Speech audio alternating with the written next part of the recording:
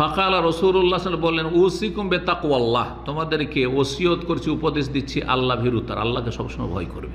আল্লাহর ভয় থাকলে মানুষের পাপ হবেই না, আর পাপ হলে মানুষ বিনা তওবায় থাকবেই না। দুয়ের এক, তাই না? হয় পাপ হয় না, আর পাপ হলে সাথে সাথে ইউটার্ন, ভুল হয়েছে সাথে সাথে ইউটার্ন, ঝামেলা শেষ। জি হ্যাঁ, পাপ হইতে পারে, ভুল হইতে পারে মানুষের। ওয়াসামে ওয়াত, আর শুনবে আর মানবে, শুনবে আর মানবে। কার কথা শুনবে? প্রথম আল্লাহর কথা শুনবে, তারপরে কার কথা শুনবে? রাসূলুল্লাহ সাল্লাল্লাহু আলাইহি ওয়াসাল্লামের কথা শুনবে আর মানবে, ঠিক না? তারপরে কার কথা শুনবে?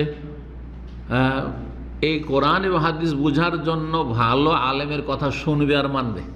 উলিল আমরি মিনকুম, ওলামা, কোরআন সুন্নাহর আলেম। আর শাসক, বর্তমান যে যুগে আপনি আছেন, যেই সময় আছেন, শাসকের আনুগত্য করবেন বৈধ কাজে। জি, শুনবেন এবং মানবেন।